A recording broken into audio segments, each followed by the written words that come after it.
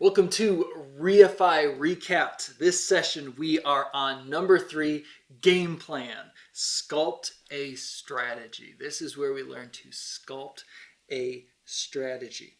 Going to begin with the evolution of a game plan, the story of Rogue Walrus. If you've been a part of this already, if you've been a part of REIFY already, you know that mine and Zach's business is Rogue Walrus. It's a pallet business, but it didn't start out that way. So this is the story of Rogue Walrus from origin to today. The story of the evolution of a game plan. So we moved Zach down to North Carolina in February of 2020 with the intention of starting and building a business together. This was our dream.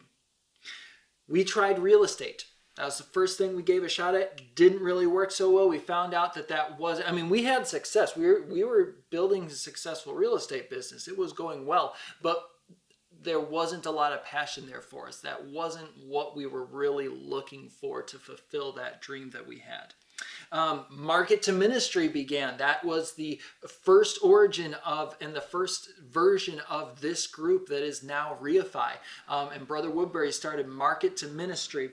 And one of the courses that was offered through Market to Ministry was Marine's course for logistics training. So it was trucking, transportation, shipping, that sort of thing.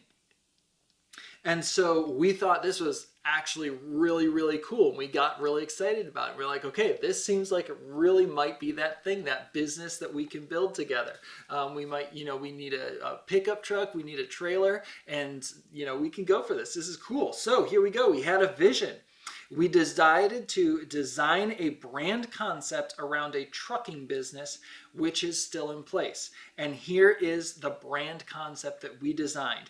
We are creating an iconic, monetizable brand on the foundation of an industry redefining transportation business. That's our vision for our brand. We're creating an iconic, monetizable brand on the foundation of an industry redefining transportation business. So here's our first game plan.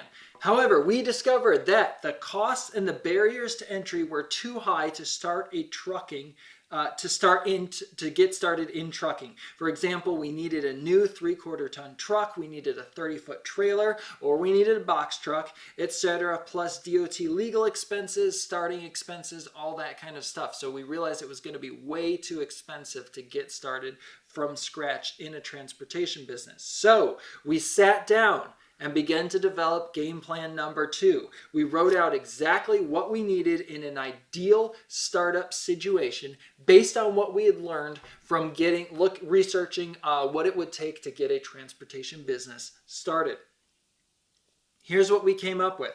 We needed to find a business opportunity that offered low barriers to entry. It's easy to get in. You don't need to go through a lot of legal processes that have a bunch of fees associated with them and take a long approval time for the approval process to go through. So low barriers to entry. Number 2, low cost of operation, especially at the beginning. This is very important to us because we don't have a tremendous amount of income coming in from our other jobs, and we want to devote as much time and energy as possible to building this business. So we needed something with a low cost of operation. So as we're getting things going, it's not too expensive to keep the business running. We also needed things with high margins. So whether it's a service or a product, something where the cost of actually doing that, either acquiring the product and then selling it, or the cost of performing the service was significantly less than the price we're able to charge from it. So we have a very high margin of profit. Finally, we needed something with an option to start small, grow quickly, and break even or be profitable from day one. Something that we could start small, grow quickly, and break even as a business or be profitable from day one. If you have had any experience in business up until this point, you understand that is almost impossible. That kind of opportunity absolutely does not exist. But we wrote that down. That's what we were looking for. And believe it or not, we actually found it. We found it in the pallet business. So we sell pallets. We pick pallets up from warehouses that need to get rid of them, and we sell them to warehouses that need them for shipping, or businesses that need them for shipping. For the majority of the pallets at this point in our business, we get them for free and we sell them at a high per item cost, an average of $10 per pallet. So we're getting each pallet free and we're selling each pallet for around $10, which is literally an undefinable profit margin. There's no way to actually define what that margin is. But if we paid $1 for each pallet and we sold them at $10, that is a 1,000% profit margin. But we don't get them for $1. We actually get them for free for the majority of our pallets. So like indefinably beyond 1,000% profit margin is what we're operating at right now. But so year one. So once we got that set up and we got things rolling, year one, and this is game plan number 3, the third iteration of our game plan. We would rent a U-Haul to pick up and deliver. We didn't have a pickup truck, we didn't have a trailer, so we literally rented a U-Haul every time we went to pick up pallets and brought them back to our yard, did our repairs, and then we had to rent a U-Haul every time we would deliver those pallets to a business. We have a free, until we can afford to rent, and we've just started renting this year, small yard for sorting and repairs right where we live. So right where we live, we have an opportunity to take advantage of a yard that we are able to store our pallets on and do repairs. We did, again, this is year one, we did one-off and every now and then sales on a kind of a hobby level just to make sure that we understood this pallet industry and it was something that we enjoyed. So for a whole year, we basically just did every once in a while sales or just one time and we never saw the company sales again, or never saw the company again type of sales. For an entire year to make sure that this is something that we really wanted to get into. And we were either break even or profitable from day one. Then we began year 2, and that was 2023. That was last year. So this is game plan number 4, game plan version 4, year 2. We were ready to take some risks. We understood that we really, really enjoyed this. This is definitely something that we wanted to scale up. So we were ready to take risks, to increase expenses so we can get in front of bigger suppliers and buyers. But we put together a game plan before we acted, and that is very important. So expenses, we understood that we need 5 things. Number 1, a half-ton truck and an 18-foot deck over trailer. We got that. Number 2, we needed to invest in a pallet buster, something that takes pallets apart. Hammers, nails, straps, measuring tapes, and many, many more things. We knew many things. We knew exactly what we needed and minimal unanticipated expenses. Kind of makes sense. And decided what would be I see, right. So we knew exactly what we needed and the minimal unanticipated expenses. And we decided what would be future down the road expenses. For example, an air compressor and a nail gun, things like that. We also, this is year number 2, we got an attorney, we got a CPA, we got a business bank account, insurance, all those things that we would need in order to scale up and start working with some bigger companies so that we can start making some more money. Number 5, at these levels, we need to start buying pallets so we can sell more. So we're not at the level where all we can do is just get all the pallets for free, because the pallets that are available for free are at smaller numbers. If we want to get bigger numbers so that we can work with bigger companies, we're going to have to look into actually buying pallets themselves. Additionally, Zach and I both went to work part-time in order to pay bills. So we both hold part-time jobs, but we're also working part-time for Rogue Walrus. We put in our own money so that we have 0 loans, which we didn't really have collateral to get those anyway, but 0 bank loans and 0 outside investors. We had to decide on ownership. So A 50-50 partnership doesn't usually go well for a business. Whenever there's a disagreement, how do you decide who overrules who? Okay, so we knew that we didn't really want to go for a 50-50 partnership, and we decided on a 60-40 split where Zach owns 60% of the business, I own 40% of the business. We defined our number one priority goal right now, which is to get enough revenue to supplement Zach's part-time income so that we can get him full-time in the business. And that's what we're working towards right now. And actually, Zach has now gotten rid of his part-time job. He's still doing some part-time work outside of the business, but we're both working on a very flexible part-time schedule outside of the business. So we have a lot of time and effort to free to be able to put into our business and growing our business.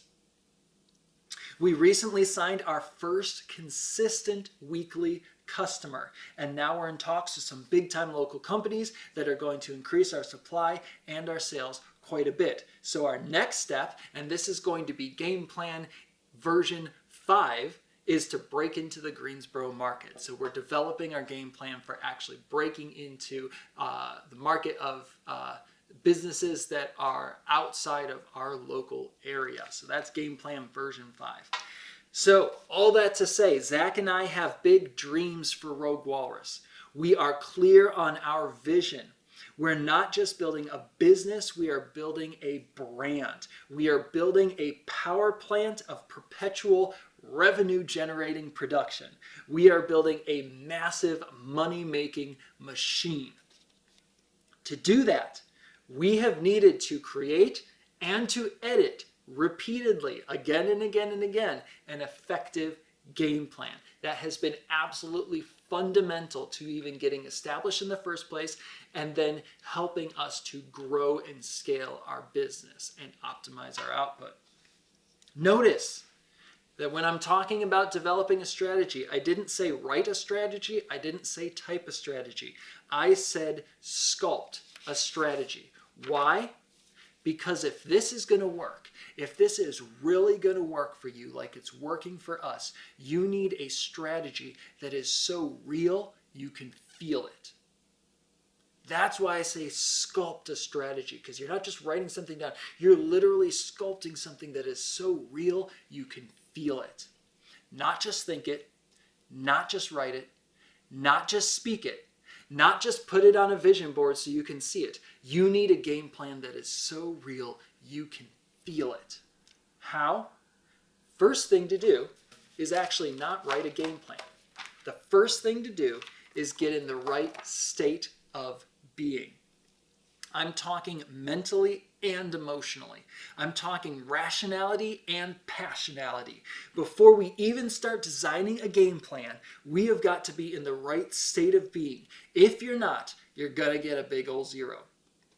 I mean, think about it. How often have you decided, okay, I'm going to figure this out. I've got my dream. I've got my vision. This is awesome. I'm going to sit down and write those actionable steps so that I can really start taking action and put it into process.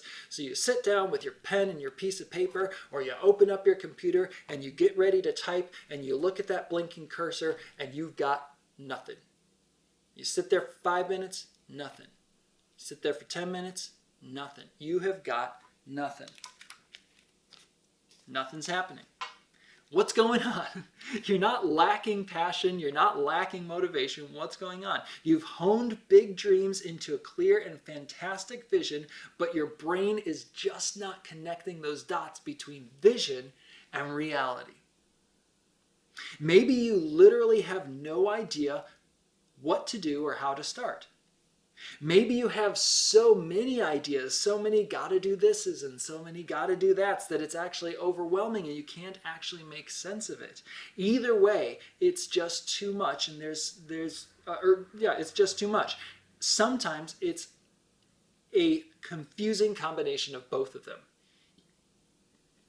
You both have literally no idea how or where to start, and you have so many ideas that you don't know what to do with it.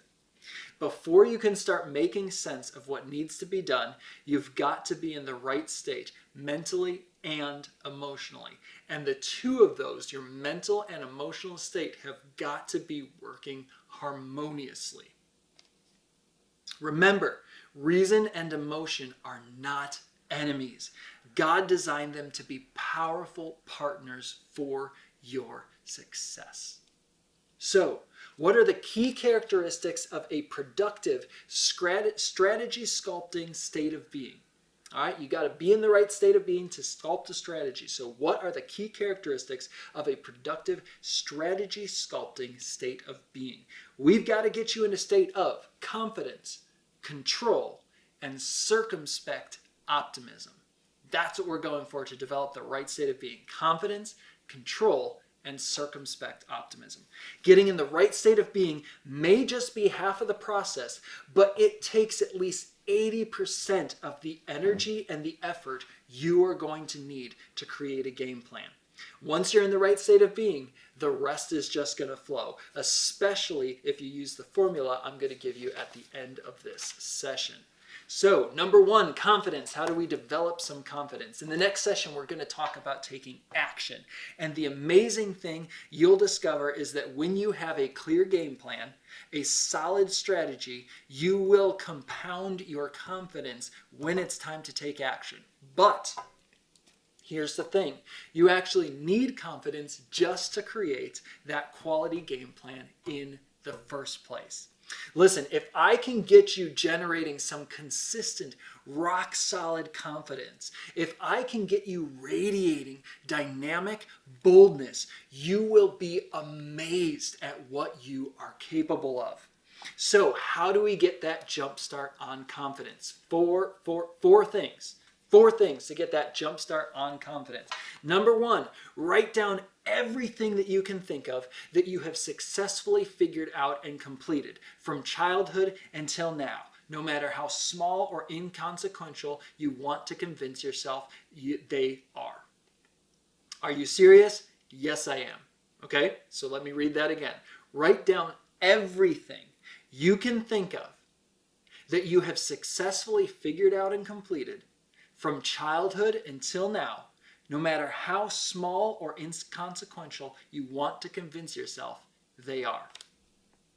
You are training your brain to recognize your ability. And from that recognition will come confidence. So here's some examples. All right, here's some examples that I've written down in the past as I've applied these principles to my life.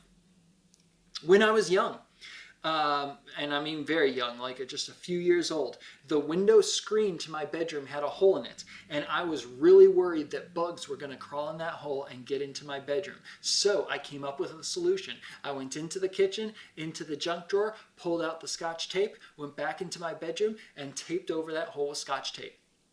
Genius. Nothing profound, nothing incredible. I'm sure the tape actually probably fell off within like a day or so, actually. It didn't really do well, but there it was. I was just a few years old. I had a problem. I came up with a solution. I acted on that solution. And for that moment, there we go. Had it a solution. Very simple. That's worth writing down. When I was in college, I did not have a good roommate situation. So I found another guy who also didn't have a good roommate situation, and I used the circumstances of a dorm renovation chaos to orchestrate a clever roommate switch so that I got to be with a good roommate and the trouble guys got to room together and everyone was happy. There we go. Genius. Third example. After my divorce, I needed to heal my deeply broken heart. And that was going to take some time. I knew that was going to take some time. But I also needed to make money in order to survive. I had to find a job that both paid money, but would also support my healing rather than bring me more stress and pain. So I got a job in landscaping where I could be close and intimate with God's creation and also spend a day taking a mess and making it look beautiful. That had a profound impact on my psychology and the process of healing. So there we go. I found something that both satisfied the need for financial support, but also satisfied my need to heal. So there we go. That's step number 1. Write down everything you can think of that you have successfully figured out and completed from childhood until now, no matter how small or inconsequential you want to convince yourself they are.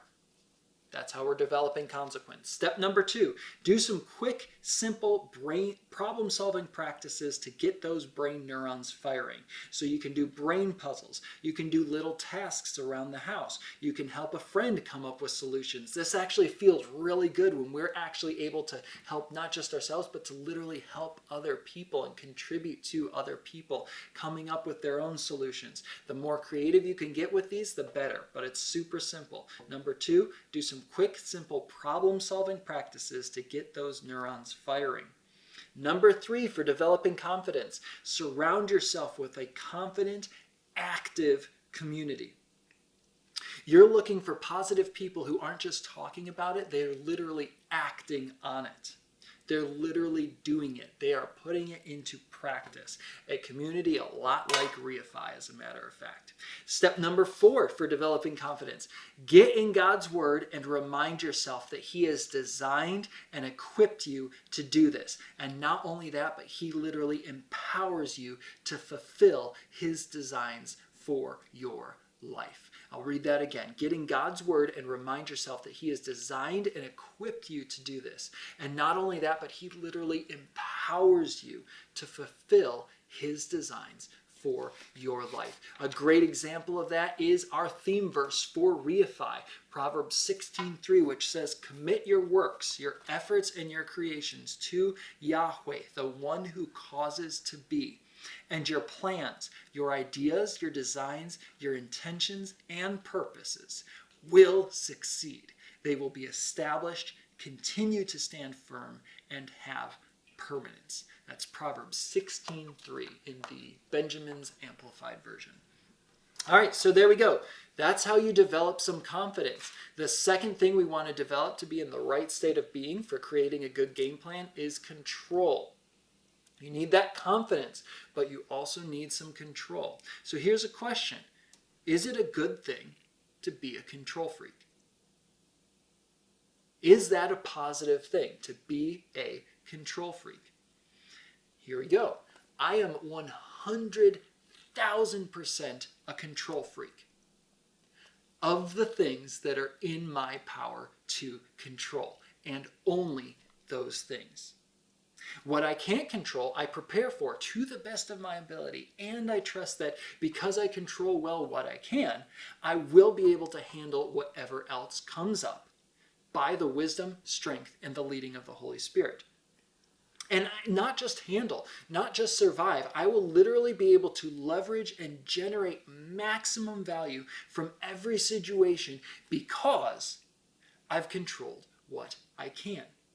And we'll get into more details on this in future sessions as well. I consciously control what I can, and you can do the same. So, what can you control? Very important to define. What can you control? Well, you know that you can't control situations and circumstances outside of you, right? Those are in God's hands, but you can control yourself. You can control a lot more of yourself than you actually believe. But of course, it's going to take some work to develop that ability, to develop that skill set. So we're talking self-control. The scriptures say take every thought captive, right? Why? Because if you don't take every thought captive, someone else will. You've got to take every thought captive so that you don't fall prey to distractions, deceptions, and devilish delights. But here's the thing. You can't take control last minute. It can't be reactive. That's really not going to work. It has to be a proactive habit. Yes, God is there for you to help you if you find yourself in a situation where you've got to take control last minute because you didn't prepare well. But the thing is, that is not a sustainable way of living. This has to be taking control, taking every thought captive, preparing yourself has to be a proactive habit. It is not sustainable to consistently have it be a last minute thing when you find yourself in the thick of chaotic circumstances. It's got to be something that you're formulating now so that you're ready when the temptation rises in whatever form. What's more, the effort you put into control, into taking every thought captive now, the more effort you put into control, into taking every thought captive now, the less often you will find yourself in situations and states of being which facilitate temptations, which work against you and your God-given vision. Here's an illustration. Think about watching a kid. If you're watching a kid, whether it's your own, someone else's, you're babysitting, doesn't really matter. You have the responsibility of watching a very young child. It takes far more energy and is far more stressful to pull that child back into line if you've been distracting and you ignore them and you're sitting on your phone and you're just ignoring them until they're walking out of the room getting into something they shouldn't. It's a lot more effort to have. You got to put down the phone, you got to run out and chase them and bring them back into the room. So much more effort to pull them back into line when you've been distracted and ignoring them and you wait until the last minute. But if you set your phone down and engage with the child proactively, you captivate them, right? We're talking about taking every thought captive. You captivate them because you've engaged with them personally, and you will actually expend far less energy keeping them under your positive influence. The same goes for your thoughts and your emotions and your actions. When you proactively captivate your thoughts, your emotions, and your actions in a positive way, you will expend far less energy keeping them in that state than if you don't worry about it until you find yourself in the middle of trouble and suddenly you got to do something about it. So, what are we talking about? We are talking about developing control, about taking every thought captive. So, what are some absolutely crucial things that you can learn to control? Number one, there's 4 things, okay? Number one, things we're talking about controlling yourself, self-control, because you can't control things outside of you, but you can control yourself. The things outside of you can influence and impact through things like prayer and things like that, but you can't control them. Control yourself. Developing self-control. 4 things. Number 1, your wellness. Okay? Two aspects of controlling your wellness. Your mental and emotional health and your physical health. So mental and emotional health. Pay attention to what you are exposing yourself to and how it's impacting your state of being. For example, TV shows, movies, social media, news, even the good stuff can be bad stuff if consumed at the wrong time. For example, listening to relaxing music for deep sleep may not be the best genre choice if you're trying to clean the house. So, mental and emotional health, pay attention to what you're exposing yourself to and how it's impacting your state of being. Also, physical health, pay attention to what you're consuming and how it's impacting not only your physical state, but also your mental and emotional state. It is all connected. For example, some drinks are good for mental energy, some for physical energy. If you're going to sit down and create a game plan, you may not want to be drinking something that makes you feel restless and like you want to get up and run a few laps around the block. Drink something that positively impacts your mental clarity. All right, so that's one thing you can control is your wellness, your mental, emotional, and physical health. Number 2 thing you can control is your thought patterns. We've explored this a lot in both the dream and vision sessions, but observe your thought patterns and understand this can be uncomfortable. This can be uncomfy. Identify the resistance messages that your brain gives you. What thought patterns show up and slow you down and hold you back? Identify the voice sources. What are those messages anchored to? For example, did they come from a parent, a friend, or an authority figure? And then intentionally replace them with positive messages. Number 3, so here we go. You can control your wellness. Control your thought patterns. Number 3, you can control your personal habits, and this is a big one.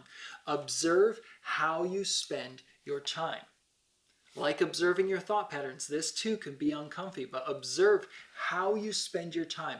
Analyze whether or not the breakdown of how you spend your time is beneficially serving you and what you want to achieve. And then here's the thing. So, all right, so we're analyzing whether or not the breakdown, we're looking at, okay, this is how I spend my time throughout the day. Then we're analyzing whether or not that's actually serving what I want to achieve. But here's the big thing, because once you understand this, don't worry about not doing the bad thing. I'll say that again. Don't worry. Once you've identified the things that aren't serving you, don't worry about not doing those bad things. The more you focus on avoiding the bad thing, the more your brain is going to perceive it as something worth doing, even the only thing worth doing. You've got your brain focusing on the wrong thing if you're telling your brain to fight and try and not do the bad thing. Instead, ask yourself, why do I want to do this? Often you are looking to fulfill a good God-given need or desire. You're just filling it with the wrong thing. You're picking an insufficient and harmful solution. But what the actual base need or desire that you're trying to fulfill with that harmful thing is actually a good God-given need or desire. For example, sometimes I eat too many snacks, but I do that not because I'm actually hungry, but because I'm bored and my brain wants an exciting experience. Or I'm stressed and I want a sense of peace and fulfillment. Or I'm overwhelmed and I'm looking for something that I can easily control. Understanding that can be very, very helpful. Once you've identified and understand the true need behind the instinctive urge, you can come up with a beneficial replacement action for that need. For example, if I'm bored, social media is entertaining and engaging. It might satisfy that boredom to an extent, but it might not be the best replacement for snacking, right? So I don't want to snack anymore. I realize that the reason I am snacking is because I'm bored. So what do? I'll fill it with something else. Social media, entertainment, something like that. Might do the trick, but it might not be the best replacement for snacking. Sometimes a physical activity is actually the best solution, but sometimes a mental activity is going to work better. But if I'm stressed, sometimes turning on peaceful music is a great solution, but sometimes a full change of environment, like actually getting outside and taking a walk, works much better. If I'm overwhelmed, sometimes I need to just let go and let God, but sometimes I need to get off my butt and start tackling that to-do list that I've been putting off. Once you've observed, analyzed, and supplemented a beneficial action, you need to keep doing that action consistently until it becomes your new instinctive habit, right? So we're not worried about not doing the bad actions. We are observing, analyzing, and then supplementing a beneficial action. And then the bad stuff just goes away. But you need to keep doing that beneficial actions consistently until it actually becomes your new instinctive habit. Your goal is to build sustainable and compoundable habits through consistent practice and gradual growth. Okay, let me say that again. Your goal is to build sustainable, long-term sustainable, and compoundable habits that can build on each other through consistent practice. Keep it up. Consistent practice and gradual growth. It takes time, so it also takes patience. Be patient with yourself. It does take time, but it is so worth it. So there we go. We're looking at things that you can control. You can control wellness, thought patterns, personal habits, and finally, education. We're looking at books, podcasts, YouTube, groups like REIFY. Here's the example. Zach and I aren't just running a business. Like I said, we are creating an iconic, monetizable brand on the foundation of an industry-redefining transportation business. That means that I am educating myself on every aspect of the transportation industry, not just on pallets. I'm listening to podcasts on trucking and courier services, on building a trucking business, on things like freight brokering, and etc. Zachary is educating himself on tracking expenses versus revenue. He's watching training on sales, prospecting, closing deals, all that sort of stuff. So you can control your education. This stuff may seem fairly obvious and self-evident. The question is, are you going to do anything about it? Are you going to put it into practice? So there we go. confidence. We talked about developing confidence. We talked about developing control. The final thing that we need to develop to be in the right state of being, to be able to sit down and really put together an incredibly powerful game plan, is circumspect optimism. Circumspect optimism. So it's optimism, but it's optimism that's circumspect. In other words, circumspect optimism is positivity, but it's positivity that is well informed, well considered, and carefully thought through. In other words, you're optimistic, but you're not in denial of reality. Example number 1. My ex-mother-in-law, bless her heart, she loved to eat dessert. She absolutely loved dessert, especially chocolate, okay? But before she took her first bite, she would always cancel the bad stuff and speak blessings over it and pray that God would remove all the harmful consequences that come from eating unhealthy desserts all the time. Incredible perspective, not particularly effective. Optimism, not necessarily circumspect optimism. Example number 2, business. You can sit back and you can pray and you can trust God to bless your business beyond measure. But it is God's design that you put in the work, the marketing, the advertising, and the prospecting so that He can bless your efforts. It's not enough to just create a business, sit back and say, God, please bless my business. God, please bless my business. He has actually designed it so that when you put in action, He will bless your efforts. So you've got your confidence. You've got your control. Now you've got your circumspect optimism. You are in a productive strategy sculpting state of being. Well done. That is 80% of the process. Now it's time to create. So here's your game plan formula. Here's how you put it together. 3 steps, super simple. Number 1, set measurable outcomes. Number 2, define your goals. And number 3, break those goals down into manageable tasks. You know the rule. As you're doing this, don't type it, write it out. Number 1, set measurable outcomes. You want your desired outcomes to be specific and detailed, not general and vague, so that you know exactly when you've achieved them. Do you hear that? If your outcomes and your goals are super vague, then it's going to be very difficult to actually pinpoint when you've achieved them. And then to get the confidence and the positive feelings and the feelings of success if you don't even know whether or not you've succeeded in the first place. So you want your outcomes to be specific and detailed, not general and vague. The more specific and detailed you are about the outcome, the better it feels when you've accomplished it. Because there is no room for second guessing yourself. There is no doubt or second guessing you did it. You also want to aim for a specific date, right? We're setting measurable outcomes. Step number 1, aim for a specific date. Make sure it's realistic, but also as soon as possible, so you can measure by time. Also, use every quantifiable category you can possibly apply to set measurable outcomes. Size, amount, length, age, weight, whatever applies in this specific category for this goal, make it as detailed and as many different ways that you can quantify it as possible so that you understand exactly what you're trying to achieve and you know beyond the shadow of a doubt when you've achieved it. Set measurable outcomes. Number 2, once you've set those measurable outcomes, what you're aiming for, what you want to accomplish in your game plan, next you define your goals. What are the things that will get you there to making those outcomes a reality? Write out action-oriented objectives needed to achieve your desired outcome.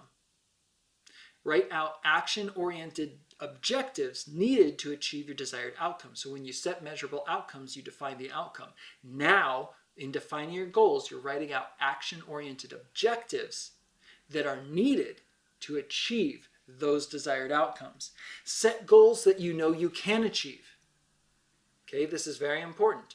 Set goals that you know that you can achieve and goals you know how to achieve. It's great to set big goals, but the problem is if you don't know how to even make them a reality, if you don't know what you need to do to achieve those goals, they actually don't count as goals, right? That's more about a vision. Maybe you need to educate yourself on the process, but we're talking about goals here, defining your goals.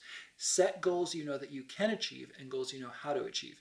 Big goals are amazing, but you will get better results from setting achievable goals and actually expanding on them than you will setting massive goals that you'll actually never really pursue because they're just too big. So example, Zach and I aren't actively pursuing $1 million in annual revenue yet. We're not looking for our business, like our goal for this year is not to make $1 million because that's not where our business is yet. We're going to get there. Don't worry. We will get there. But right now we are pursuing supplementing Zach's part-time income so that we can get him in business full time. And that's happening a lot faster than we expected because we're setting an outcome that we know we can achieve, and we know how to make that happen. So goals you can achieve, goals you know how to achieve, and if you don't know how, study up before you start writing so that you do know how. Also, in defining goals, arrange your goals from easy, medium, and difficult. Understand what are the goals, what of these goals do you consider easy? That could be different from any different person, but for you, what goals are easy, what goals are kind of in that mid-range, and what goals are more difficult? Make sure you clearly define why you have assigned each designation. Why do I think these are easy? Why do I think these are difficult? Make sure you understand the payoff of accomplishing each goal so that you know beyond the shadow of a doubt it will be worth the effort. So it's good to set a goal. Understand what the payoff, the value, the benefit of achieving that goal is going to be so that you know that it's worth it.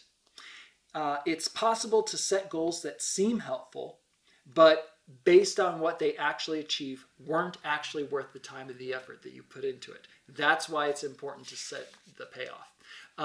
That same time and effort would be better spent on other goals that get you closer to your desired outcome. Example, Zach and I recently set up our website. We could have set up a ton of goals to make that website look really, really awesome and have a bunch of features that rank high on searches and all that, but our initial goal was simply to have a landing page so that when middle management took our business cards to the higher ups, because we're meeting with middle management, they got to go higher up. We're not meeting with those higher ups, at least not initially. So the middle management is bringing the business card. So we needed to have something where the people who hadn't met us yet, all they have is a business card, they can go online and make sure our business is legit. That's all we wanted our website to function as at this point, not with all those extra bells and whistles that won't really serve us with where our business is right now.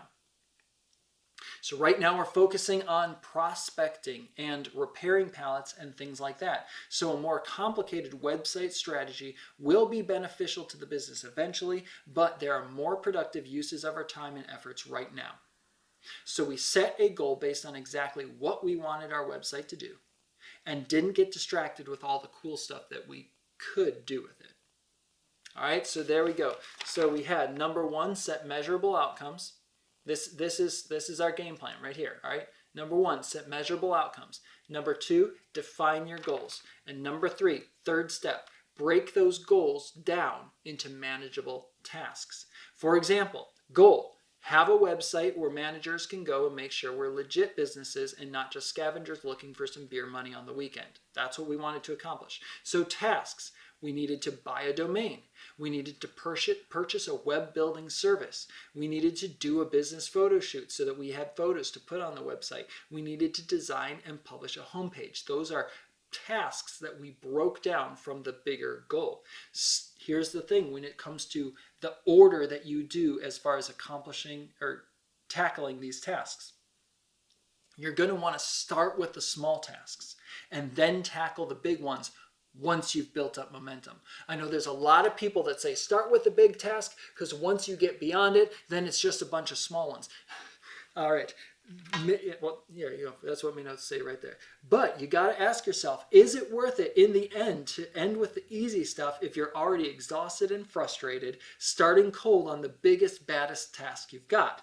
On the other hand, if you start with the small, simple, and the easy tasks, you're going to get the satisfaction of completing a lot of tasks and building up that momentum so that when you hit the big task, you are ready to go and you're ready to tackle it. This is how God designed your brain and your body to function optimally on momentum. So for example, if you've ever seen that show, it's like a Ninja Warrior courses where they have the obstacle courses that they run through, you'll notice that if they ever stop while they're jumping from obstacle to obstacle, if they ever stop, most often they have already failed. All right, last thing, understand your game plan is like a high-rise building. It needs a solid foundation and structure, but it also needs flexibility to shift and sway with the winds. So plan and prepare all that you want. You are going to encounter the unexpected. So your game plan is a working model. It's okay to change things along the way. Remember how I started? That's why I started with that story of Rogue Walrus where Zach and I had to shift and adjust our game plan many, many different times along the way in order to keep going towards where we want to go. But you're actually going to be better than a building because in the next session you will learn to not just adjust to the unexpected, but actually to adapt and leverage the unexpected into opportunities for massive value. So there you go. You have learned to reconnect with your God-given yearning to dream and to dream big. You have learned to accentuate the abstract and hone that dream into a vivid vision. You have learned to take that vision and sculpt a strategy so real you can feel it. And now you've got a solid game plan. Congratulations, you are at the halfway mark to the pathway to success. Unfortunately, for many, there is a massive chasm between those first 3 steps and the last 3. Many don't even get this far, but for those who do, they discover there's quite a difference between putting together a plan and actively executing that plan. So in the next session, we will learn exactly how to take action and make a